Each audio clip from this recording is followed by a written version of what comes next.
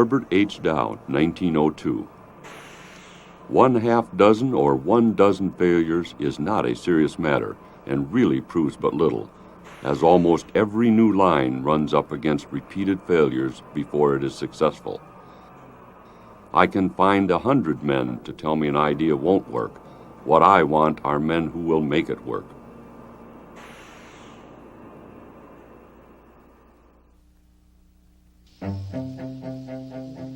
It was an era in America's history when mass production was still new, with the use of electricity revolutionizing industrial production. It was a time when inventors were regarded as national heroes. Thomas Edison had invented the light bulb. Andrew Carnegie changed the steel industry, and Henry Ford was making automobiles affordable for the common man. In America's heartland, Herbert Henry Dow had transformed the dying lumber town of Midland, Michigan, into the home of a chemical company, which in time became the 5th largest in the world. He pioneered the mass production of dozens of chemicals useful to industry and everyday life, reducing their costs to a fraction of what they once were. His electrolytic cells helped open up the entire field of industrial electrochemistry. More than any man, he helped America develop its own supply of magnesium. He was the first in America commercially to synthesize indigo, king of dyes. And in the face of science's warnings that it couldn't be done, he developed methods of manufacturing phenol that revolutionized an entire sector of American industry and opened the way for dozens of familiar products. Herbert Dow single-handedly challenged foreign chemical cartels that controlled world markets and won. He developed methods of manufacturing iodine that broke a foreign monopoly and tremendously reduced its cost. And in the last years of his life, he pointed to the successful mining of the world's greatest reservoir of valuable chemicals, the ocean.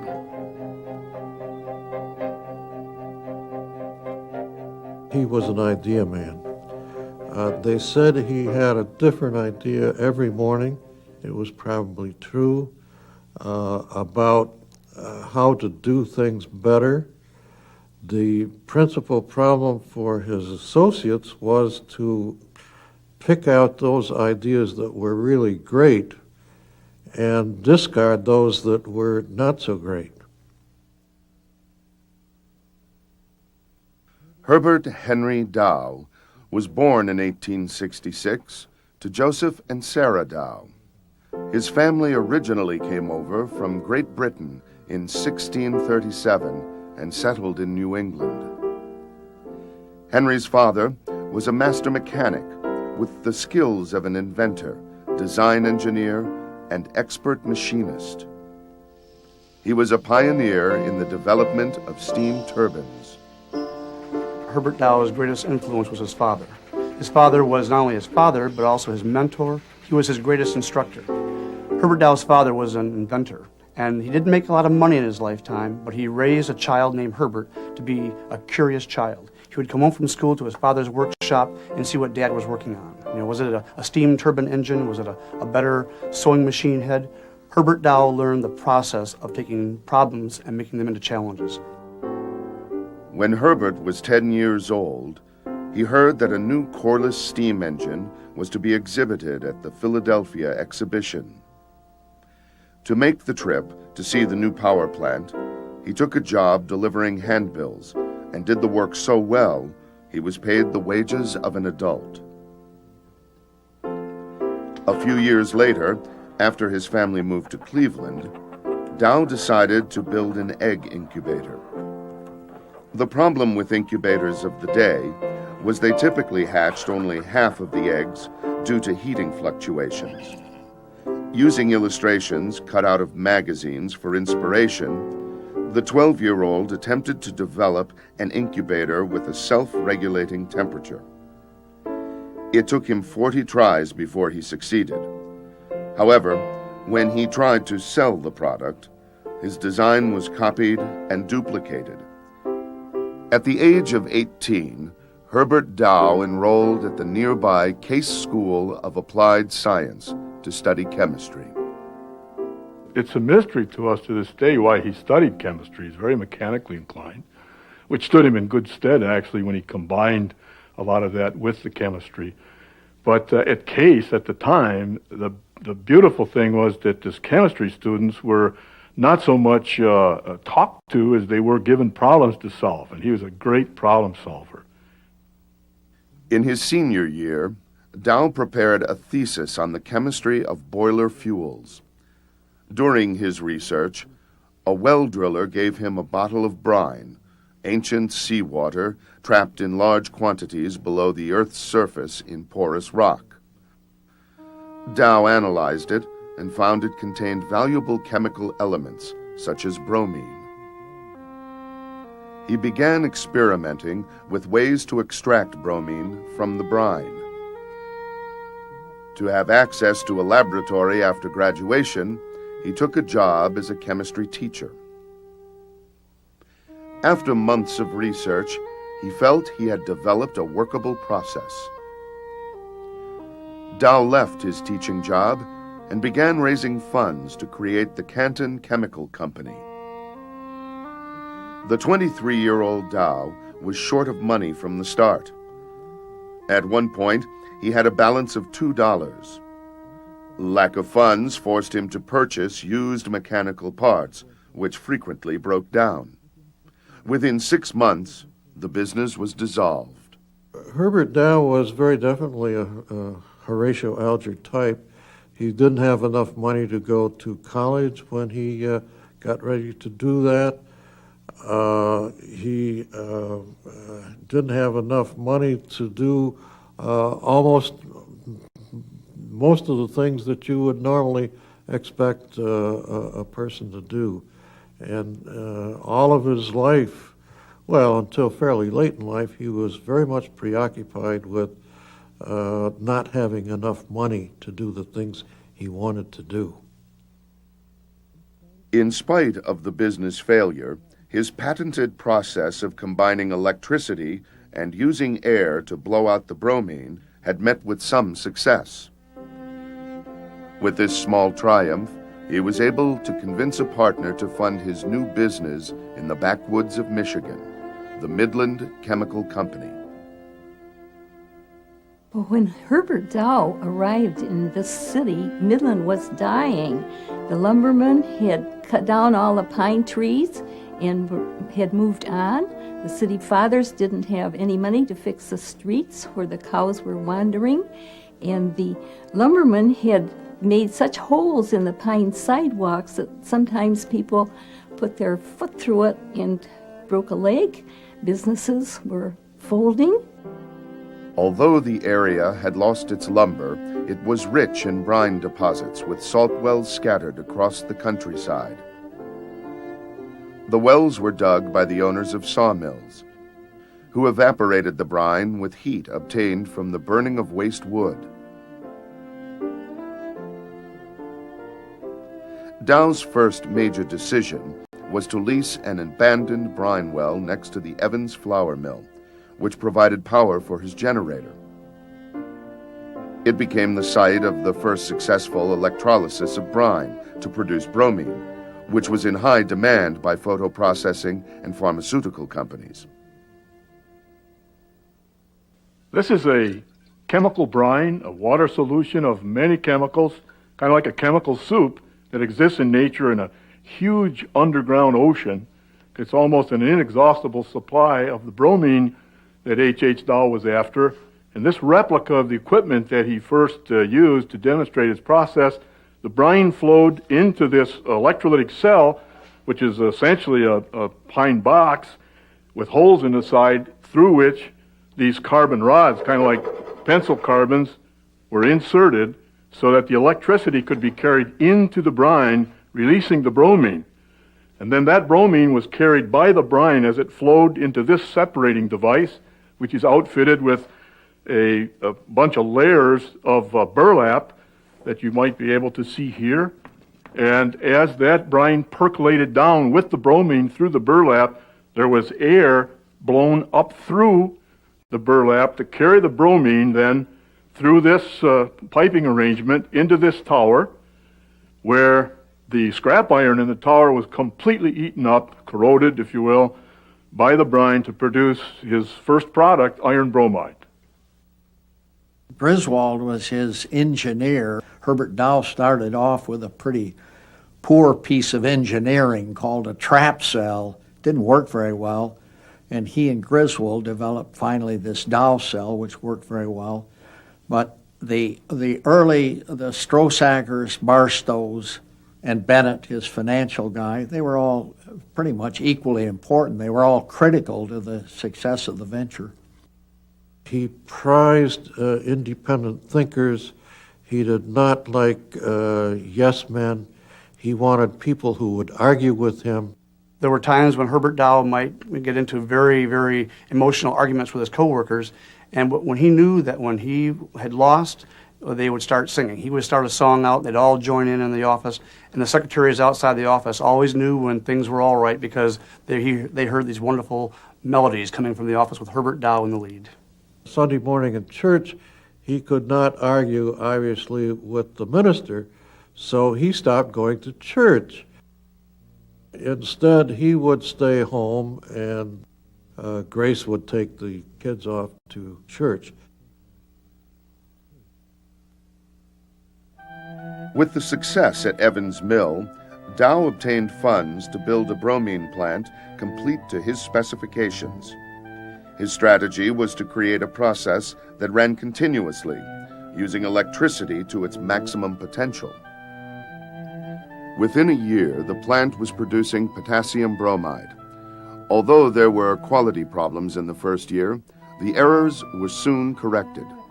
The company showed a profit in its third year of business. However, Dow was not content with producing just one chemical. He wanted to extract chlorine from the brine solution. When he approached his board of directors with the idea, he was rebuffed. His partners were more concerned with short-term profits than new processes. Herbert Dow's disagreements with his partners led to his demotion to company secretary. And worse, they told him to sell the patent he had developed to extract chlorine from brine. Profits from the sale were to go to the company. Disappointed, Dow returned to Ohio.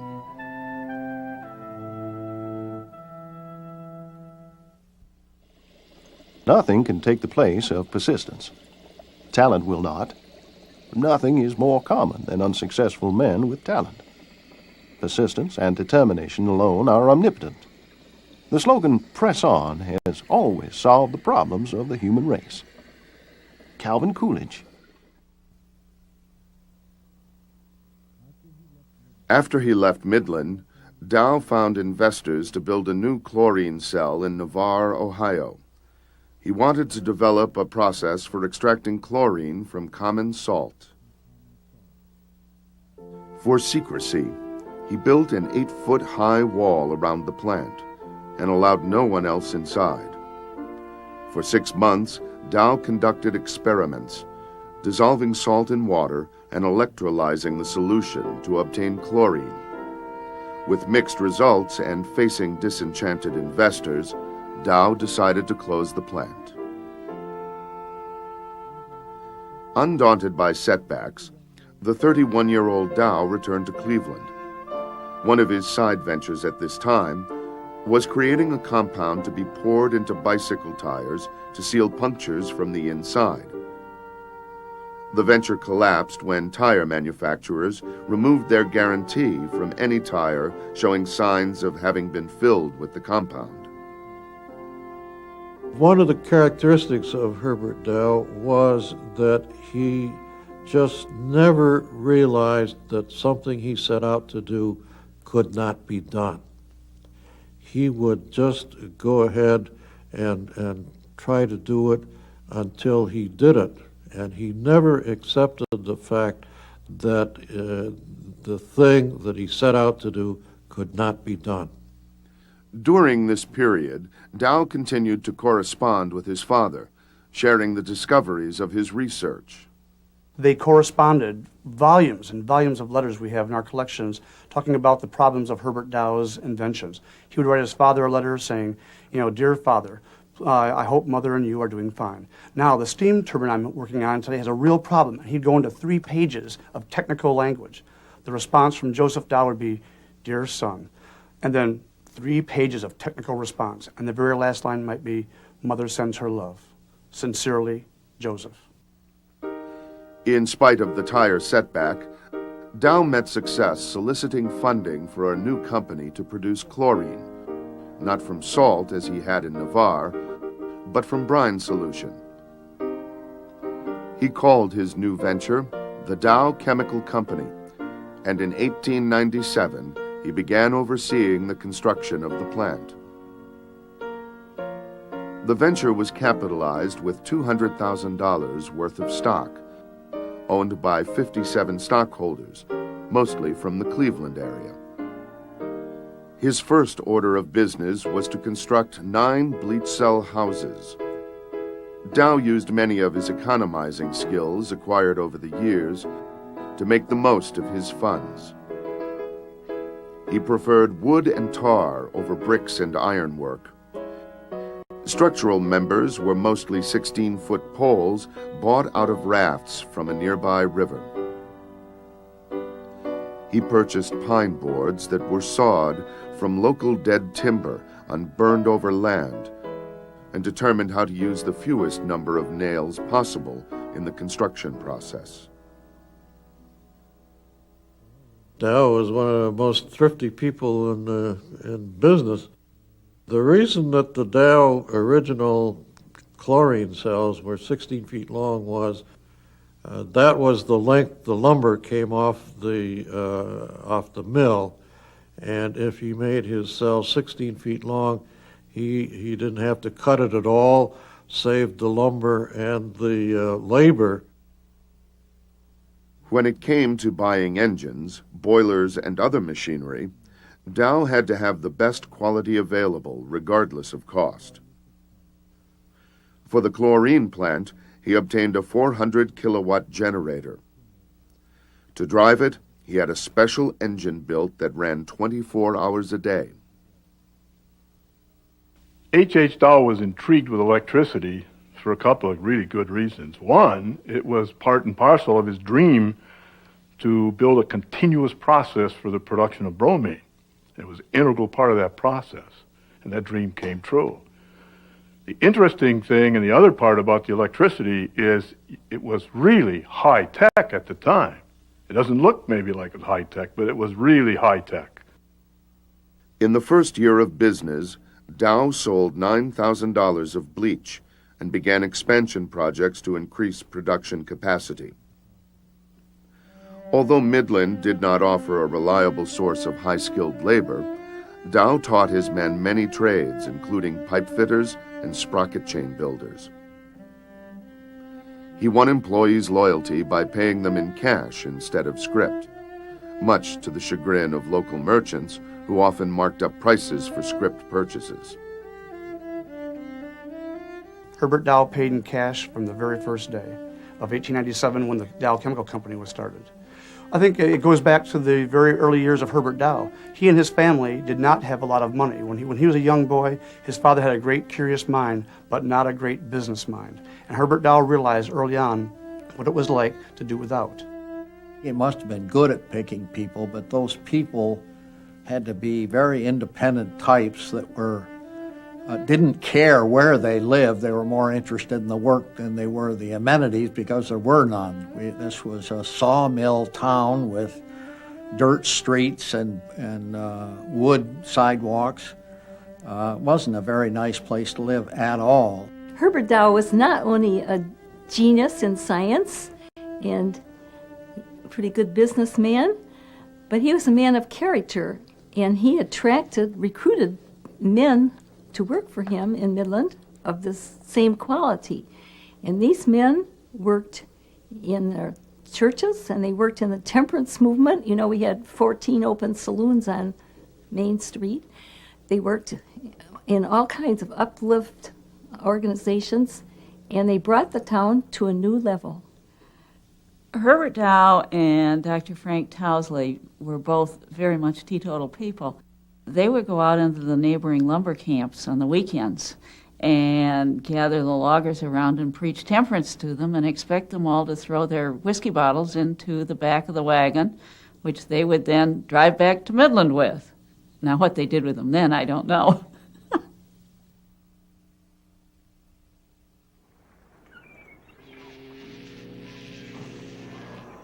Herr Jacobson of the German Bromine Convention came to Midland and told me that he had evidence that we exported bromides.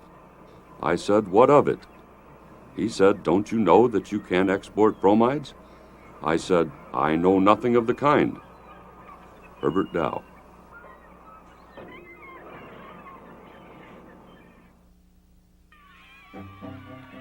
By 1902, the Dow Chemical Company was producing 72 tons of bleach a day, with most of it going to paper mills in the Midwest.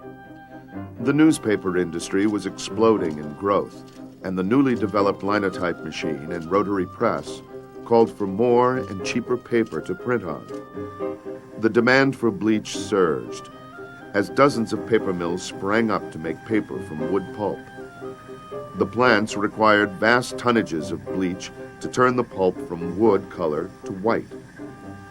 Prior to Dow's arrival, almost all the bleach used in America was imported from England's cartels. To prevent Dow's success, the cartel dropped its price in half to $1.80 per 100 pounds. Eventually, the price dropped to 88 cents per hundredweight, below the cost of production. Dow continued to meet the English cartel's prices until they gave in and stopped dumping bleach on the market. Herbert Dow won the price war, but he paid a terrible price in lost profits. For the next year, he honored the low bleach prices he had negotiated with his customers. At the same time he conquered the English in the bleach price war, Herbert Dow was faced with another major crisis. He had increased production of bromides and was shipping them to Europe, where the German bromide syndicate had once controlled the market. Dow's bromide shipments to Europe angered the Germans, and in 1904 the cartel declared a price war on Dow's bromides. The foreign cartel attempted to put him out of business by drastically cutting prices on bromides shipped to America. He was faced with fighting an entrenched business organization that had been going on forever and that was supported basically by government and had virtually unlimited resources to fight him, whereas he was kind of a lone figure in the backwoods of Michigan trying to do battle with this Goliath across the ocean. He took bromine back to Germany and sold it under their costs in Germany, so they quit the fight. The Germans obviously thought they were going to put this young upstart out of business. Again, they didn't realize they had a persistent man on their hands, and he stayed with it and beat them. In 5 years, Herbert Dow had broken America's dependence on 2 European chemical cartels and won. He received acclaim in the nation's press. Timing is a very interesting element, I think, for a lot of people, a lot of famous people, Henry Ford, Edison, George Westinghouse, people like that, H.H. Dow. These people certainly are not necessarily unique in the sense that other generations don't have really sharp entrepreneurial people. But on the other hand, they had dreams, as we said earlier, and that dream and the timing was just right for that dream to come true.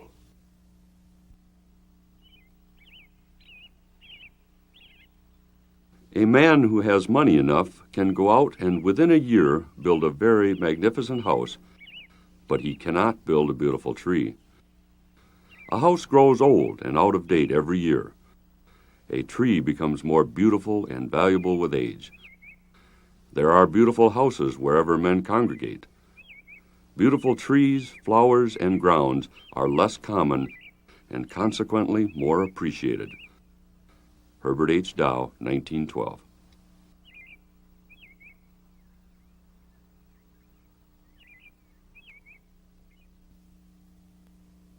In 1892, Dow married Grace Ball, the daughter of prominent merchant and Midland pioneer Willard Ball.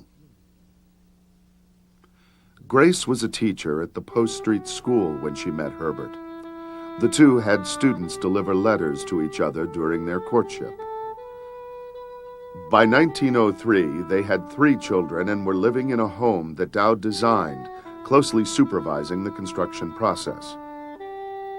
He built the house in the colonial revival style, very subdued, much like he and his wife's personalities, very basic, very well built, very beautiful, but not built as a showplace, built as a home to raise a family in. I think Herbert and Grace Dow had really very simple tastes as far as the things around them. That their home was certainly not ostentatious. They had a large family, and so it was certainly a large enough home to house their family, but things like matching furniture and elaborate china and silver and whatnot were not important. They weren't rich people, and they put everything they had back into the Dow Chemical Company. Grace often accompanied her husband to the plant to offer help and moral support. During his early days at the Midland Chemical Company, she once spent 2 days picking imperfect crystals from 2 barrels of potassium bromide. Grace Dow was a tiny woman, and she looked very fragile, but she was a very strong woman personality-wise. I suspect that she is the person in the family who made their children interested in reading, developed the strong orientation toward organized religion, going to church every Sunday. When Herbert was depressed because his business wasn't going or he couldn't get the money, she would go on long buggy rides in the country with him to console him and comfort him, and was a real help in his career. Both Herbert and Grace Dow took an active role in making Midland a beautiful community. They provided churches with free paint, offered awards through the Garden Club for the most beautiful home gardens, and helped pay for the landscaping costs of city parks. When he came home from the plant, Dow spent much of his free time landscaping and gardening. He was interested in the garden as a work of art, the creation of a harmonious setting achieved through the integration of flowers, trees, and shrubs with their surroundings. I'm not sure where his work stopped and the garden started, or the garden stopped and his work started, because he was such a tremendously creative person that everything he did was bigger and went farther than perhaps most of us would be able to go. Herbert Dow, when he laid these gardens out, was so creative. You know, to go over a log bridge across a road, or to go stepping stones and watch the tadpoles coming up in the spring, and a flat wood bridge. And my cousins did have a boat that they punted around in the streams in. That it was absolutely fantastic.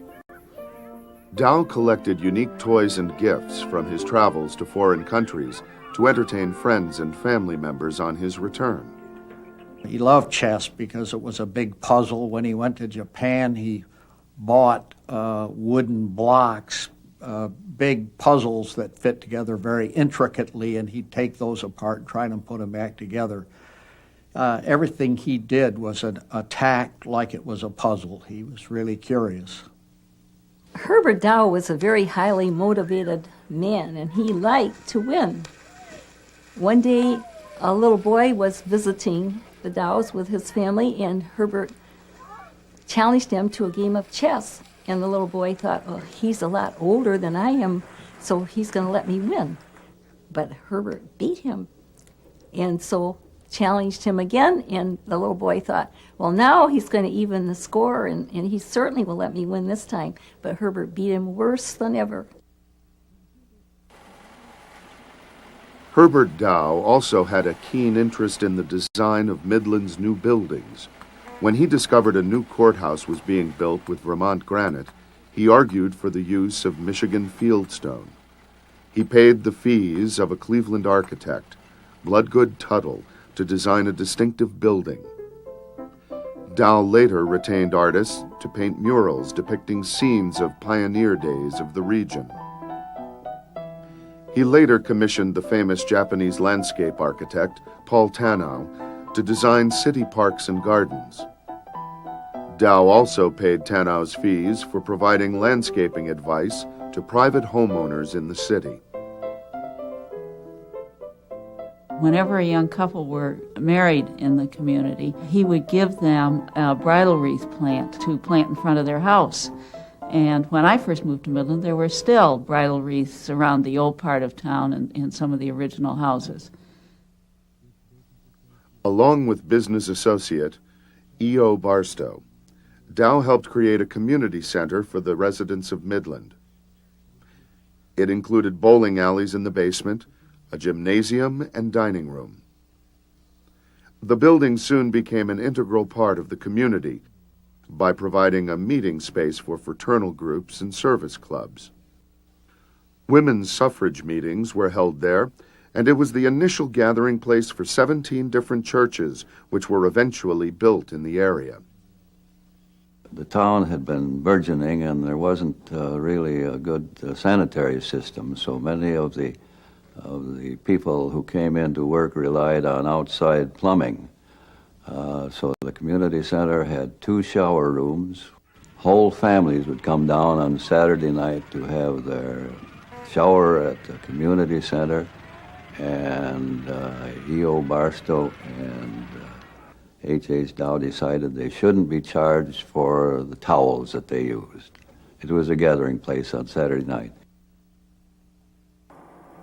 Herbert Dow has been a leading exponent of mass production in his field, and he has recognized that the essential role of chemicals in industry is to reduce the cost of finished goods.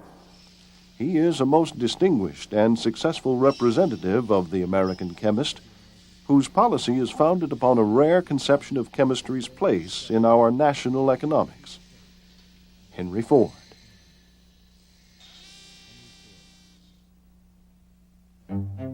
Although his business was growing, Dow was not content to remain a bleach and bromide producer. His goal was to develop new products, even if there was not an immediate demand for them in the marketplace. While many new chemicals he produced lost money, one success was carbon tetrachloride, used in fire extinguishers. By 1910, 100,000 pounds a month were being produced. He was driven by his research interests and interests in new products, and this caused him certainly to be a long-term thinker. He wasn't in the business for a quick buck. He knew how to price products and stay in markets. One of Dow's goals was to catch up to the German organic chemical industry. He oversaw efforts to create synthetic rubber and cracking petroleum to obtain a wide range of chemical compounds. In order to take his company to new levels, Dow felt his old chlorine cells had to be replaced with new ones, which could produce caustic with chlorine. He saw his old cells' usefulness coming to an end because they produced only one chemical, chlorine. The cells also required him to throw out as sludge important quantities of sodium, calcium, and magnesium. It was a wasteful situation Dow wanted to end. Along with associate Louis Ward, Dow developed an electrolytic cell to produce both alkali and chlorine. After several years, a chlorine caustic cell was finally devised. In time, the new cell and plant processes built around it represented the basic activity of the company. The founding of the new cell system is considered by many to be one of the greatest achievements of Herbert Dow's career. One of the many products from the new cell, magnesium oxychloride, was used in stucco to help it set harder and faster, and as synthetic stone flooring. Another product, calcium chloride, called Dow flake, was shipped out by trainloads as one of the company's biggest volume products. Dust was a major problem for automobile drivers on the nation's dirt roads. The calcium chloride spread over the roads acted as a stabilizer. In summer, it prevented dust by pulling moisture from the air. And in the winter, it melted the ice by lowering its freezing point and then absorbed the water. It was an immediate success. While Dow pursued the production of new chemicals with his new cell process, he decided to take the Dow Chemical Company out of the bleach business. His decision to stop producing bleach was part of a long-term strategy of dropping older, proven products in favor of newer ones, which often had no immediate demand. Dow continued producing chlorine, but instead of selling it, the company used it to make what in time would be hundreds of chlorinated products. Although his company was growing dramatically with the addition of new chemical processes, Herbert Dow still found time to play an active role in civic affairs. I think Herbert Dow had a very great concern for the whole quality of life of the people who lived and worked here. And so not only did he want to make it beautiful, but he wanted to make it a good town to live in. And that's why he became involved in the school board and the Parks Commission and ran for mayor and became mayor to make this the kind of town where people not only would work, but they'd want to raise their families. His daily practice of walking through the chemical plants helped him learn the name of virtually every company employee. He believed in promoting employees from within the company and instituted a company profit-sharing plan which was far ahead of its time. All through his life, he never forgot the town and the people that supported him. It was not unusual for Herbert Dow to shovel the walk of a home that one of his employees lived in but was elderly. He was somebody who would help others out financially without ever revealing the source of the income. He, at one time, when one of his employees was so old, who was ready to approach retirement, and he really needed the job, Herbert Dow hired the man to stay at the company and be a greeter for other people coming in. He was the kind of person that never lost sight of what made his company operate, and that was people. Elsie Cody was one of the people who worked with Herbert Dow virtually from the beginning and became one of his favorite people. When Elsie Cody got too old to really do any work, he built a house for him next door to him, and Elsie helped him take care of the gardens. For many years, Midland was without a hospital, and people who needed medical treatment had to travel to Bay City and Saginaw. When they would go to a doctor who said, well, we have to get you to a hospital. There were no hospitals in Midland at that time. And they said, well, you'll be over at Bay City at Wednesday morning. And they said, well, how will we get there? And they said, just be ready Wednesday morning at 8 o'clock. And Wednesday morning at 8 o'clock, why, a big limousine would drive up with two young ladies in it. One would come in, help them out the door, and the other one would drive, and they would put the family in the back seat of their car and take them over to the hospital in Bay City. This was Dorothy and Margaret Dow, the daughters of H.H. Dow, and of course the car belonged to Mr. Dow. The Dow Chemical Company played an important role in supplying America's chemical needs during the First World War. Up until 1914, 80% of the world's production of synthetic coal dyes were produced in Germany. With the English embargo of German ships, dyes could not reach America, and American textile industry was scrambling to find the chemical. As early as 1906, Herbert Dow saw the need for synthesizing indigo, the king of dyes, and assigned Charles Strosacker to oversee the work. Success in synthesizing indigo was achieved in the summer of 1915, in time to prevent a major crisis in the nation's textile mills.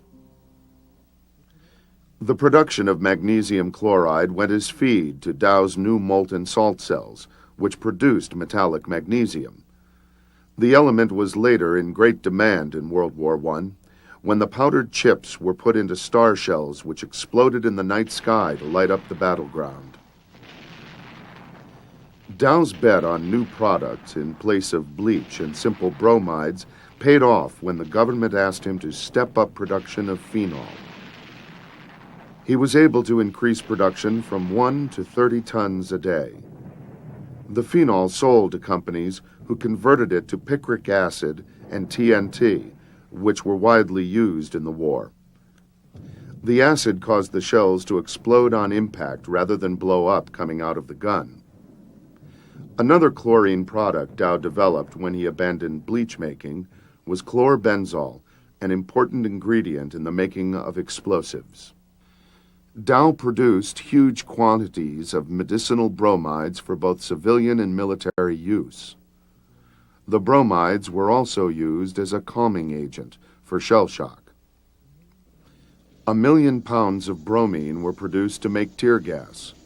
Demand was so great for the product that 17 additional brine wells were drilled and an extra power plant installed to handle the flow. The company also produced mustard gas during the final months of the war. The decision for the Dow Chemical Company to produce mustard gas was probably Herbert Dow's most difficult decision. Here's a man that is very compassionate about nature, about employees, about his family, about all things living, and yet he had to produce mustard gas. He did it as a result of a request from the federal government to help end World War I. The decision was made that the production of mustard gas would cause a very tragic and nasty war to end sooner. One of the Dow Chemical Company's most important wartime contributions was the mass production of acetic anhydride. Prior to the war, over 1 million pounds a year were imported from Germany. It was critically needed for waterproofing and strengthening the fabric of military airplane wings. There were isolated comments of criticism that the Dow Chemical Company profited unfairly from the war. Herbert Dow responded by pointing out that he had placed his entire plant at the government's disposal during the war. He also showed that less than 1% of the company's profits came from war-related chemicals, and also the market value of his company's stock declined during the war by over 50%.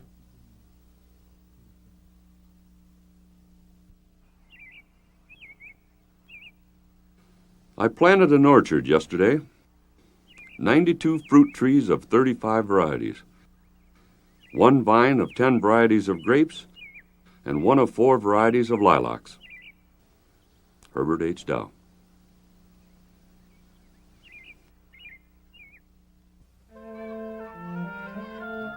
While Dow was facing the demands of supplying a wartime nation with its chemical needs, he found time to relax by working in his orchards. His interest in farming dated back to his childhood days, when he awoke at 3:30 in the morning to hoe his garden before going off to school. He was curious about everything. His gardens are sort of a testament to that. He was curious about his plants. He knew a lot about them. He created new apple types by grafting trees. Dow had a special interest in fruit trees and maintained widespread correspondence with prominent horticulturalists, including Luther Burbank. Among the many experiments he undertook in his orchards was the placement of sand in large canisters. They were designed to absorb heat during the daytime and radiate warmth in the evening to prevent frost damage.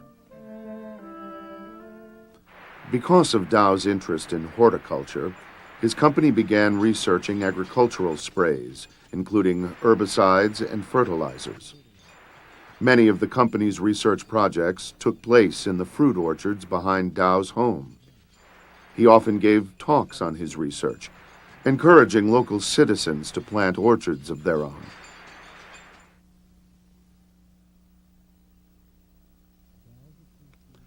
Herbert Dow also developed an appreciation for art.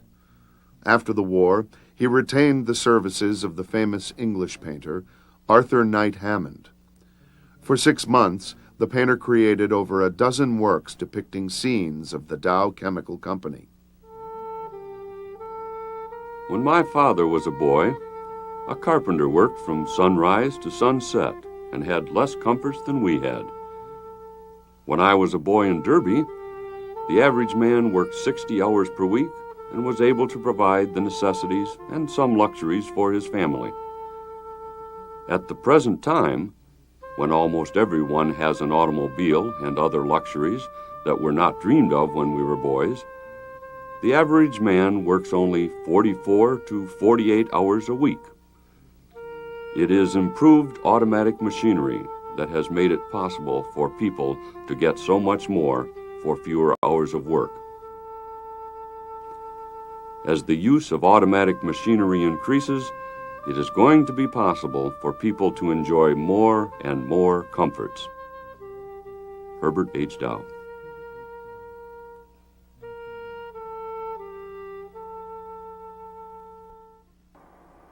To know what to do is wisdom. To know how to do it is skill. To know what to do, how to do it, then to do it. That is Herbert H. Dow. Edwin Allen, 1929. Herbert Dow's post-war strategy was to gamble on the future. His goal was to create new products and find new uses for old ones. Within a few years, the stepped-up interest in product and method research had the plant working at capacity again. The major challenge Dow faced in the production of new chemicals, aside from devising efficient ways of making them, was to find and promote uses for them. With phenol, the company was successful in introducing a host of uses from its derivatives, from marine varnish that helped ships slip easily through the water, to chemicals used to kill bacteria in wood, rope, fabrics, and other properties. The product which captivated Dow's interest after the war was the production of magnesium. It was a third lighter than aluminum, and he was convinced many uses could be found, if he found an economical means of production. By the early 1920s, one of his plants was producing Dow metal, alloys of magnesium suitable for structural use. While it was decades before magnesium was used on a massive scale, Dow saw the volume of one of his products, bromine, rise dramatically due to the surge in automobile use. As engines in cars improved after the First World War, the worse gasoline worked in them. The chief trouble was the knock. The gas was supposed to explode in the cylinders with a firm surge of power. Instead, it went off with abrupt bangs that turned the crankshaft in a series of circular jerks, which could both be heard and felt. The driver was not getting his money's worth out of the gasoline and was spending money having his motor repaired. Research conducted by General Motors discovered that ethylene dibromide, a chemical Dow had known for years to make, was a key ingredient to eliminating the knock. When Herbert Dow found out how much of the chemical was needed for gasoline, he remarked, "There isn't enough bromine in the world," and then joked, they would have to mine it out of the ocean. When the market became so big, the brine in Michigan was not enough to supply the need. He decided that he needed to go to the ocean and mine the ocean for the bromine and the magnesium that he was extracting from the brine, because the brine was really left underground here in Michigan from the evaporation of an ancient ocean. So he knew that he could go to the ocean and get the same chemical elements out of it if he did it right.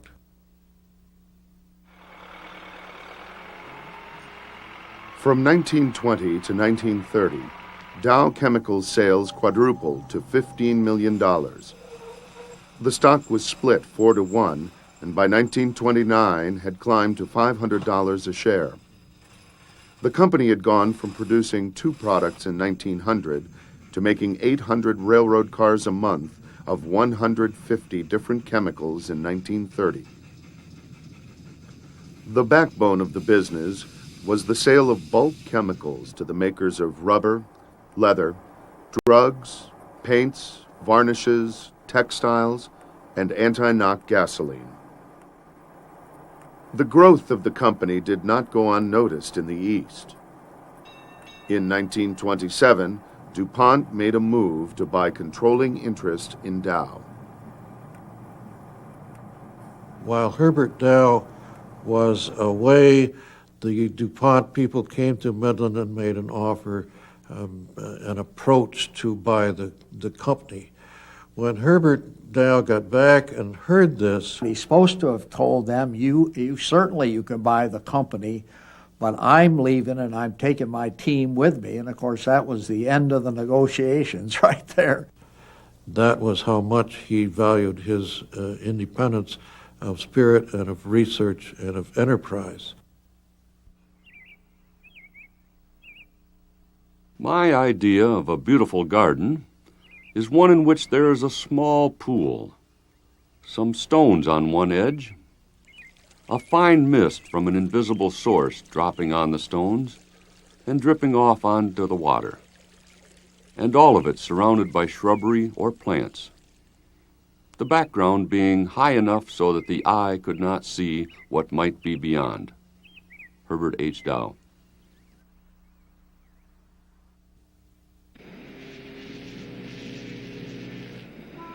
In the late 1920s, Herbert Dow was still very active in the company. However, he began taking his family on yearly visits to Europe and Japan. He developed a fondness for visiting what he called complete countries. He admired the permanence of England's stone-built homes and was impressed with the way Germans managed and preserved their forests. He called Holland the neatest place in the world, and he was fascinated with the ancient ruins of Greece and Italy. On a trip to Hawaii, he observed that he spent a month learning to loaf, and that it was not at all that bad. In 1930, Herbert Dow received the Perkin Medal, the most prestigious award given in the world for work done in industrial chemistry. However, shortly after receiving the award, he grew ill. By the autumn of 1930, his physician persuaded him to go to the Mayo Clinic for an operation, but efforts to save him were in vain. In the final days of his life, he expressed concern over the welfare of his employees, including his longtime associate and gardener, Elsie Cody.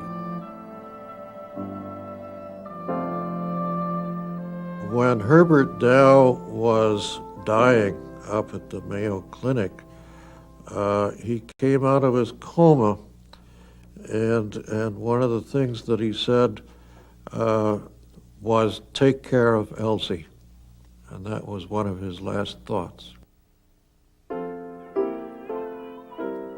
Well, I think it's important to remember him because of the fact that his greatness was not just in technology. After all, he built this company. My standard of living, my children, my grandchildren's standard of living goes right back to this marvelous guy, H.H. Dow. But he was fantastic as a family man and in the community. And we have cause to remember a great man like that. If Herbert Dow came back today, I think that he wouldn't do anything much differently than he always did, in the sense that he would pay a lot of attention to his research and development, efforts in the company, the people, the technology. He would just go crazy in the pilot plant areas. And I don't think you could ever keep him away.